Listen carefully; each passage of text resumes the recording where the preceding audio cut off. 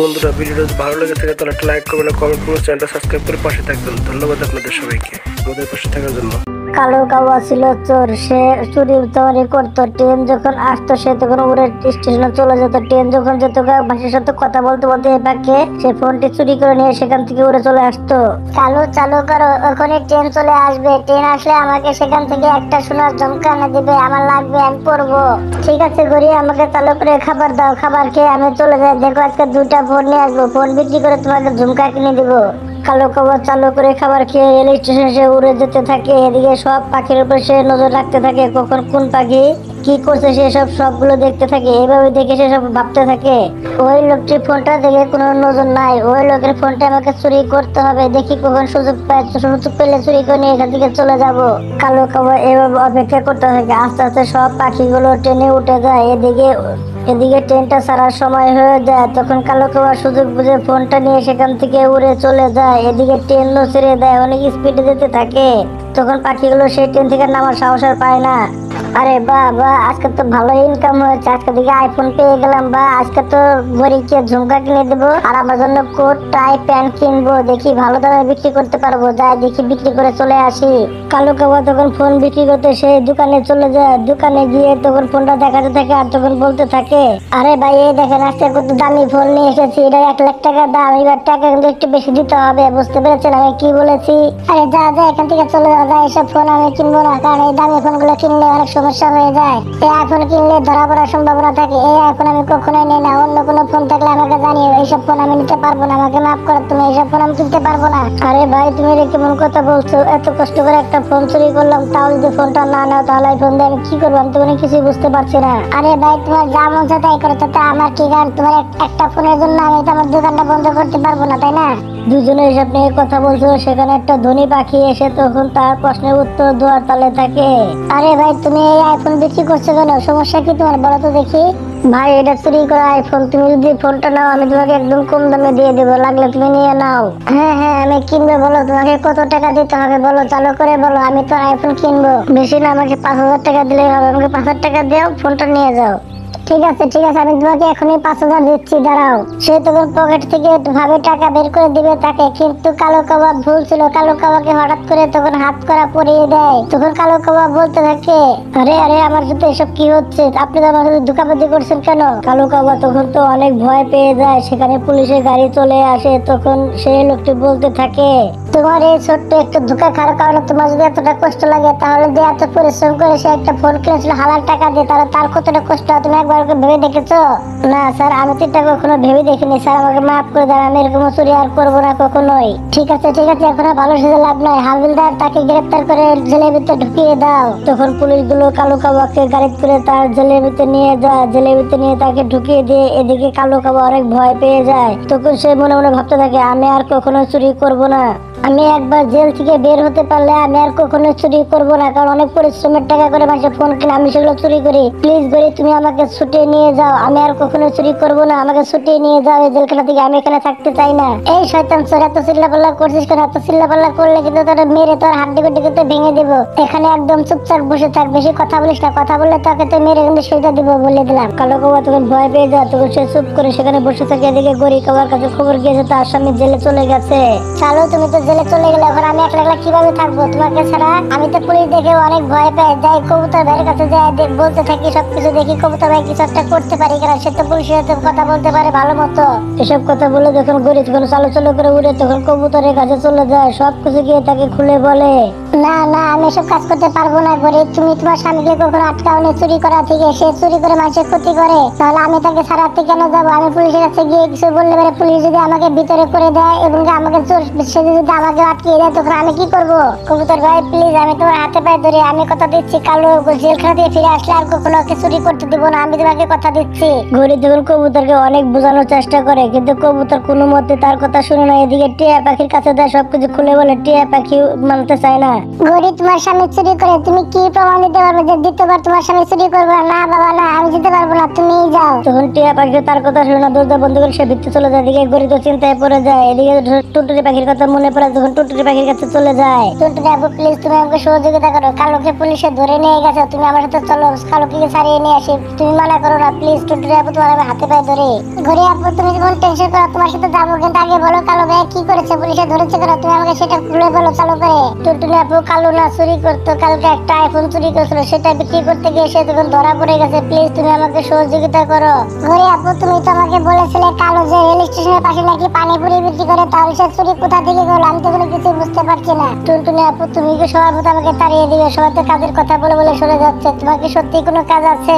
দেখো গরি আপু কালো ভাই যদি পানিপুরি বিক্রি করতো তাহলে আমি অবশ্যই যেতাম, তাহলে আমার যদ্দূর হতো আমি ওদের চেষ্টা করতাম, আমার সাথে যদ্দূর কোলায়, কিন্তু যেহেতু চুরি মামলা আমি এখানে যেতে পারবো না। গরি আপু তুমি আমাকে মাফ করে দাও, কারণ আমি যেতে পারবো না এখানে, চুরি না করলে আমি অবশ্যই যেতাম। প্লিজ টুনটুনি আপু তুমি আর না বলো না, চলো আমার সাথে, আমার খুব ভয় হচ্ছে, ওরা যদি কালোকে মেরে দেয় তাহলে আমি কি নিয়ে থাকবো, তুমি না বলো না আপু, চলো যাই। ও ওখানে তোমার স্বামীর জন্য খুব ভয় হচ্ছে তাই না, মাসে যখন জিনিস চুরি করতো তখন তোমার মনে ছিল না, তখন তুমি থামাতে পারো না তোমার স্বামীকে, যাও আমি যেতে পারবো না, তুমি যদি খুশি দিতে যাও আমি তোমাকে কোনো সহযোগিতা করতে পারবো না। ঘুরি তখন সেখান থেকে উড়ে চলে যায়, এদিক এদিক অনেক চেষ্টা করে কিন্তু কোনো জায়গা পায় না, তখন ঘুরি একলাই জেলখানার ভিতরে চলে যায়। প্লিজ ভাই প্লিজ আমার জামাইকে ছেড়ে দেন, আমি নিতে এসেছি আমার জামাইকে। ও আচ্ছা তুমি তাহলে আর বউ না তাই না, তোমার কারণে তো সে চুরি করতে বের হয়েছিল, তোমার নাকি কানের ঝুমকার জন্য তুমি নাকি বলেছিলে সে চুরি করতে বের হয়েছিল, এর মধ্যে তোমারও হাত আছে, সিকিউরিটি এদেরকে ভিতরে ঢুকিয়ে দাও। তখন গরি কেউ জেলখানার ভিতরে ঢুকিয়ে দেয়, গরি তো অনেক ভয় পেয়ে যায়, তখন সে হাত জোর করে বারবার ক্ষমা চায় পুলিশের কাছে, প্লিজ পুলিশ ভাই আমাদেরকে আপনি মাফ করে দেন, আমরা এখন থেকে কাজ করে খাবো, আমরা কখনোই আর চুরির কথা ভাববো না, আপনি ইচ্ছা করলে আমাদের উপর নজর রাখতে পারেন, সমস্যা নেই, আমরা মেহনত করে খাবো, আমরা অনেক পরিশ্রম করব।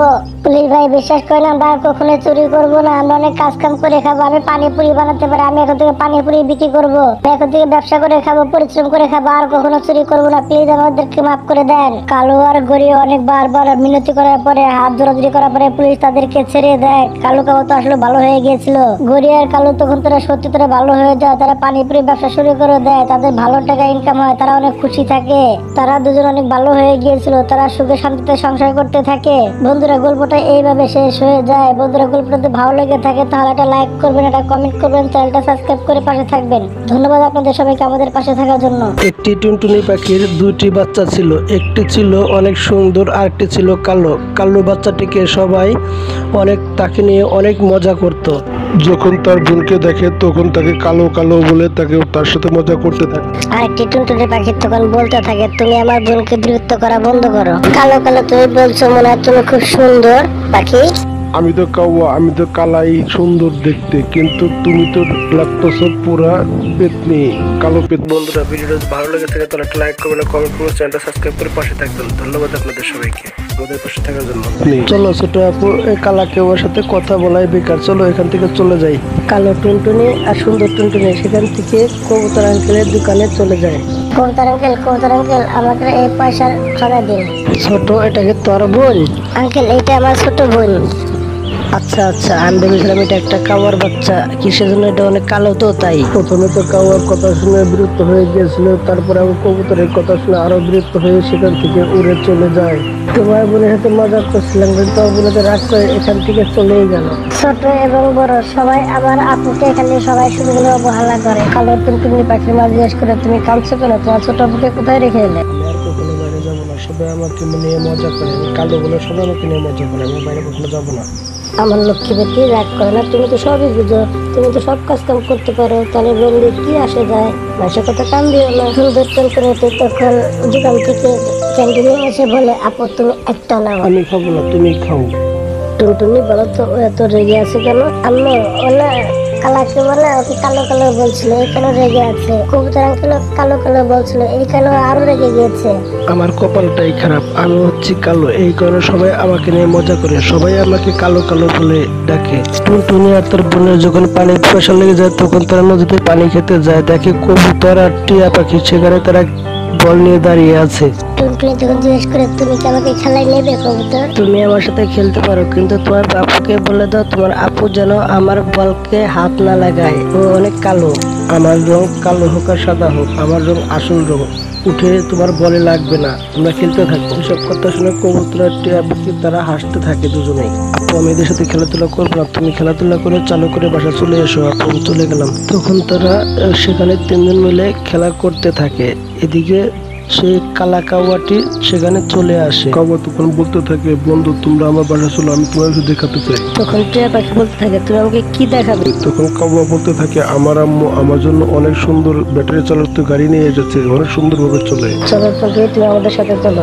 না, আমি তোমাদের সাথে যাবো না, তোমরা তো বউকে বাসায় পাঠিয়ে দিও, তাহলে আমি এখন বাসায় চলে যাবো। ভালোই হয়েছে ও চলে গেছে, না হলে আমার গাড়িটাকে কালা করে দিত। ওরা তিনজনই সবাই হাসতে থাকে। এদিকে টুনটুনি পাখি উড়ে চলে যায়, ওদিকে কবুতর আর টিয়া পাখি কাকের বাসায় গিয়ে ব্যাটারি চালিত গাড়িটি দেখে অনেক তারা আনন্দ করতে থাকে, তারা অনেক মজা নিতে থাকে। তখন তারা গাড়িতে খেলতে থাকে। কালো টুনটুনি মা তখন কালো বেটিকে বলতে থাকে, যাও তুমি একটু মটকা ধরে পানি নিয়ে আসো। তখন কালো টুনটুনি বলতে থাকে, আমি পানি আনতে পারবো না, তোমার বড় মেয়েকে বলো। তোমার বড় আপু কোথায় যেন গিয়েছে, কার বাসা যেন কোনো কাজে গিয়েছে, তুমি যা নিয়ে আসো। তখন কালো টুনটুনি পাখিটি মটকা নিয়ে পানি আনতে চলে যায়। এদিকে টিয়া পাখি কবুতর এবং কাক গাড়ি নিয়ে খেলা করছিল, তারা মজা নিচ্ছিল। হঠাৎ করে দেখতে পায় চুলার পাশে একটি গ্যাস লাইট আছে। টিয়া পাখি তখন বলতে থাকে, আমি লাইট একটু জ্বালিয়ে দেখি। টিয়া পাখি যখনই লাইটটা জ্বালায় তখনই দেখতে পায় সেখান থেকে আগুন বের হচ্ছে। এই দেখে সে অনেক ভয় পেয়ে যায়। তখন সে লাইটটা ফেলে দিলে ঘাসের ঘর ছিল, তখন সেই ঘরে আগুন ধরে যায়। তখন কাক বলতে থাকে, টিয়া পাখি তুমি এটা কি করলে, তুমি তো আগুন ধরিয়ে দিছো। কবুতর তখন বলতে থাকে, চালু করে কিন্তু বের হতে হবে, না হলে আমরা সবাই পুড়ে মারা যাব। তখন তারা সেখান থেকে দ্রুত বের হয়ে যায়। বের হয়ে তারা একটি গাছের ডালে বসে। তখন তারা দেখতে পায় তাদের পাখাগুলো জ্বলে গেছে। তখন তাদের পাখা দিয়ে ধোঁয়া উঠছে। তখন তারা চিল্লাতে থাকে, আমাকে বাঁচাও বাঁচাও বলে। তখন সে কালো পাখিটি সেখান দিয়ে পানি নিয়ে যাচ্ছিল। তখন তার চিল্লাপাল্লা দেখে তখন তাকে এসে পানি দিয়ে তার পাখাগুলো ঢেলে তখন তার পাখাগুলো ঠান্ডা করে দেয়। তখন তাদের পাক ঠান্ডা হয়ে যায়। তখন তারা চুপচাপ দাঁড়িয়ে থেকে তারা অনেক শরম পায় যে আমি কত অপমান করেছি তাকে। তখন কালো টুনটুনি পাখিটি বলতে থাকে, যখন বাপমা ঘরে না থাকে তখন এরকম করতে নেই, তখন সাবধানে থাকতে হয়। কালা কাউয়া তখন বলতে থাকে, তুমি অনেক ভালো, আমি না তোমাকে কত অপমান করেছি, তবু তুমি আজকে আমাদের জান বাঁচালে, তুমি আমাদের আসল বন্ধু, আর কখনো অপমান করবো না। তখন কবুতর বলতে থাকে, আমি তোমাকে কালা বলেছিলাম, তুমি আমাকে মাফ করে দাও। তখন টিয়া পাখি বলতে থাকে, আজকে থেকে আমরা একসাথে খেলা করব, আমরা সবাই বন্ধু, ভালো বন্ধু। এইভাবে কালো পাখিটির সাথে সবাই তারপরে বন্ধুত্ব করে নেয়। তারা সবাই খুশি মনে সবাই বাসায় চলে যায়, কালো পাখি সহ। বন্ধুরা, গল্পটাতে বোঝানো হয়েছে কাউকে অবহেলা করা ঠিক না, ছোট হোক বা বড় হোক, সবাইকে অনেক সময় অনেক কাজে লাগে। বন্ধুরা, গল্পটা যদি ভালো লেগে থাকে তাহলে একটা লাইক করবেন, একটা কমেন্ট করবেন, চ্যানেলটা সাবস্ক্রাইব করে পাশে থাকবেন। ধন্যবাদ আপনাদের সবাইকে পাশে থাকার জন্য। টুনটুনি পাখির একটি বাগান ছিল। বাগানে টুনটুনি পাখি অনেক পরিশ্রম করত। আমার বাচ্চারা, আমি সুন্দরভাবে খানা বেশি করে পাকিয়ে রেখেছি, তোমরা খেয়ে নিও সময় মতো, ঠিক আছে? আস্তে আস্তে রাত হবে আমার, হ্যাঁ ঠিক আছে? আমরা খাবার খেয়ে নেবো, তুমি নিশ্চিন্তা করতে পারো, আমরা ঘরে দেখে নেবো, কোথাও যাবো না। টুনটুনি পাখি বাচ্চাদের রেখে খাবার দাবার নিয়ে এসে বাগানে চলে যায়, বাগান পরিষ্কার করতে থাকে। এদিকে কালো কাউয়া ঘর ভাড়া নিতে চলে আসে। টুনটুনি পাখি, তুমি এখনো 3 মাসের রুম ভাড়া বাকি রেখেছো, আমার রুম ভাড়াটা দিয়ে দাও, আমার রুম ভাড়াটা খুবই প্রয়োজন। কাউয়া ভাইয়া, আপনাকে তো আমি প্রথমেই বলেছি আমার যখন বাগানে ফল বিক্রি করবো তখন আপনার রুম ভাড়া সবই পরিশোধ করে দিব। এখন আমি টাকা কোথা থেকে পাবো বলেন? আমার তো অন্য কোনো কাজ করি না। একই কথা তুমি 3 মাস ধরে করছো, আমার টাকাটা কোথা দিয়ে দিবি তা জানি না। কালু ভাইয়া, আপনি বিশ্বাস করেন, আপনার টাকা আমি দিয়ে দেবো। ফল বিক্রি করা শুরু হলাম, সব টাকা দিয়ে দাম তো অন্য কোনো কাজ কাম করতে পারি না, এই কারণে আমার একটু কষ্ট হচ্ছে টাকাটা দিতে। জানি না গাছে করে ফল আসবে, এভাবে তো আমি আর পারছি না। তখন কালু ভাই এই কথা বুঝিয়ে দিয়েছে, কিন্তু তার বউ যে খারাপের খারাপ, তার বউর মুখের ভাষা একদমই ভালো না। তার বউকে যে কিভাবে বোঝাবে আমি বুঝতে পারছি না। এইভাবে কয়েকদিন কেটে যেতে থাকে। এদিকে তখন দিনের পরে দিন চলে যায়, রাতে পরে দিন আসে। এদিকে গড়ি কাউয়া 15 দিন পর তার বাসার সামনে গিয়ে হাজির হয়। টুনটুনি পাখি অনেক ধৈর্য ধরেছে, আর পারবো না, তুমি আমার টাকা দাও, না হলে তোমার ঘরের মাল সোনা নিয়ে যাবো। আপু, আমাকে আর কটা দিন সময় দিন, আমার বাগানে ফুল এসে গেছে, ফল ধরতে বেশি সময় লাগবে না, কটা দিন সময় দিন, আমাকে সব টাকা পরিশোধ করে দেবো। আমাকে দেখে তোমাকে পাগল মনে হচ্ছে, তোমার মিষ্টি মিষ্টি কথা আমি বলবো না। বন্ধুরা, ভিডিওটা ভালো লেগে থাকে তাহলে একটা লাইক করবেন, আর একটি কমেন্ট করবেন, আর চ্যানেলটি সাবস্ক্রাইব করে পাশে থাকবেন। ধন্যবাদ আপনাদের সবাইকে আমাদের পাশে থাকার জন্য। গড়ি কাউয়া তখন টুনটুনি পাখির ঘরের ভিতরে ঢুকে গিয়ে তার সিলিন্ডার গ্যাস বের করে নিয়ে চলে আসে। ওরে আপু, প্লিজ আমি তোর হাতে ভেতর সাথে সিলিন্ডার গ্যাসের বোতলটি রেখে দাও, তারপর আমার বাচ্চাদেরকে রান্না করে করে কিভাবে খাবো, আমার বাচ্চাদের না খেয়ে পেয়ে বানা যাবে, রেখে দাও। এই সিলিন্ডার গ্যাস দিয়ে আমার অনায়াসে 1 মাস কেটে যাবে, তারপরে আমি দ্বিতীয়বার তোমার করে অন্য মাংস বানা নিয়ে যাবো। হরি বাবা তার কোনো কথা শোনা সিলিন্ডার গ্যাস নিয়ে চলে গেলে একটু কষ্ট পায়। স্যার তুমি কোনো চিন্তা করো না, নিয়ে গেছো ঠিক আছে, তুমি লাচ্ছি চলে বানো আর এদিকে আমরা দুজন মিলে লাচ্ছিটা খেয়ে নিয়ে আসি। টুনটুনি পাখি লাখে চুলে রান্না করে তারপরে পোলা বান্ধবীকে খাওয়াইতো। হে আল্লাহ, তুমি আমার মুখের দিকে তাকিয়ে ফলটি চালু করে পাকিয়ে দাও, আমার সন্তানের কষ্ট হয়ে চালু করে মাফ হয়ে যায়। টুনটুনি পাখি বাগানে অনেক যত্ন করতে থাকে, এইভাবে অনেক দিন কেটে যায়। তারপরে একদিন ফলটা পেকে যায়, ফলগুলো পেকে যাওয়ার পরে টুনটুনি ভাবতে থাকে আমার কষ্টগুলো এখন দূর হবে।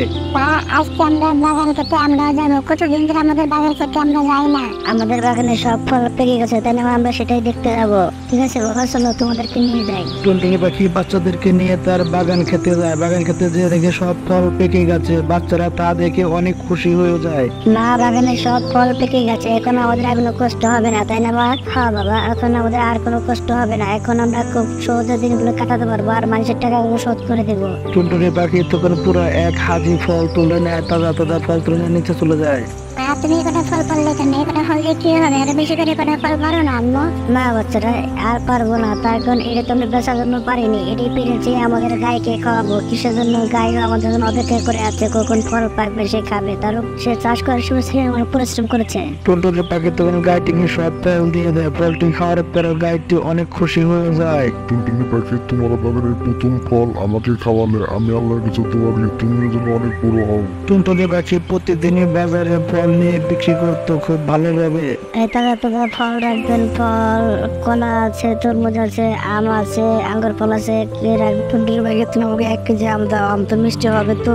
ভাই আপনি একটা আম খেয়ে দেখেন, কবুতর আম খেতে থাকে, কবুতর আম দেখে তখন বলতে থাকে টুনটুনি পাখি আমাকে 2 কেজি আম দাও, এরকম মিষ্টি আম ওখানে আর পাওয়া যায় না, 2 কেজি আম দাও। টুনটুনির কাছে যেই ফল কিনতে আসতো তাকে প্রথমে একটি ফল আগে খাইয়ে দিত, খেয়ে দিয়ে তারপর সে মজা পেত, তখন ফল তারা বেশি করে কিনে নিয়ে যেত, এভাবে খেয়ে ব্যাখ্যা করতে থাকে। বাচ্চারা তোমরা ঘরে থেকে আজকে 2000 টাকা বিক্রি হয়ে যায়, আমি খাবার হেঁটে দিয়ে আসি। টুনটুনি তখন উড়ে তখন কাউর বাসা চলে যায়। টুনটুনি পাখি এত বছর 2000 টাকা 8 টাকা কবে দিবে বলো? কি করে আপু, আমি তোমার সব টাকায় দিয়ে দেবো, এখন দয়া করতে আমার সিলিন্ডারের গ্যাসটা দিয়ে দাও। সিলিন্ডার গ্যাস দিয়ে আমি কি করবো? সেটা তো বেশি দিয়েছি। টুনটুনি পাখি কিছু না বলে উড়ে যেতে থাকে, আর তারপর দিন সে বেশি করে ফল নিয়ে বাজারে বিক্রি করে দেয়। না, এসব সব টাকা তুমি ঘুরে আন্টি কি কেউ দিয়ে দেবে? না বাবা, এসব সব টাকাগুলো দিয়ে আসতে হবে দোকানদারকে, দোকানদার অনেক টাকা বাকি রয়ে গেছে, দোকানদারকে দিলে দোকানদার অনেক খুশি হবে। এভাবে টুনটুনি পাখি এক এক করে সবার টাকা পরিশোধ করতে থাকে, আস্তে আস্তে তার সব টাকা পরিশোধ হয়ে যায়। এই আমি করে আপু আপনার 3000 টাকা, আপনার টাকা আর কোনো বাকি রইল না আমার কাছে, প্রতি মাসে টাকা এখন পেয়ে যাবেন। টুনটুনি পাখি ভাড়া কিভাবে ক্লিয়ার হয় তুমি এটা বুঝিয়ে বলবে? 5 মাসে ভাড়া আসে কত? 10,000 টাকা। সেখানে তুমি সিলিন্ডার গ্যাসটা বিক্রি করে ফেলেছো, সেখানে গেছে 2,000 টাকা, তাহলে 5,000 টাকা, 8,000 টাকা। ওই সিলিন্ডার গ্যাসটা মাত্র 500 টাকায় বিক্রি করেছি, প্রতি মাসে এখন থেকে 3000 টাকা ভাড়া, থাকলে থাকবে না হলে নাই, হিসাব করে টাকা আমাকে বুঝিয়ে দিয়ে চলে যাও। ঘরে আপু তুমি আমাদের বেমানি করতেছো, তোমার সাথে কথা ছিল 2,000 টাকা রুম ভাড়া, 3,000 টাকার কথা ছিল না, আমি 1 টাকা ভাড়া দিতে পারবো না। তুমি আমার বাসায় আসছো, তুমি ভাড়া দিবে না? 3000 টাকা দিতে হবে। কেন দিবে না? তুমি ভাড়া দিতেই হবে তোমাকে। টুনটুনি পাখি তখন সেখান থেকে মন খারাপ করে উড়ে যে সন্তানদেরকে সব কথা খুলে বলে। বাচ্চারা কি করবে কোনো কিছু বুঝতে পারছে না, ঘরে ওখানে আমাদের বেমানি করতেছে, আগে বলেছো 2,000 টাকা রুম ভাড়া, 3,000 টাকা রুম ভাড়া, কি করবো কোনো কিছু বুঝতে পারছি না। না, আমরা এই ঘরটা খালি করে দিব, এই বাসা আমরা থাকবো না, চলো না আমরা অন্য বাসা ভাড়া নিই। না বাচ্চারা, এই ঘরটা ছাড়া যাবে না, অন্য সব বাসাগুলো অনেক দূরে, আর এই বাসাটা হচ্ছে গিয়ে আমাদের বাগানের কাছে, তাই আমাদের এই বাসা থাকতে হবে। চলো মা, আমরা এই বাসা থাকবো না, আমাদের বাগানে চলে যাবো আমরা, চলো। বাবা, বাগানে গিয়ে থাকবো কোথায়? আমরা থাকবো কি ওখানে? থাকবো কিভাবে ঘর ছাড়া?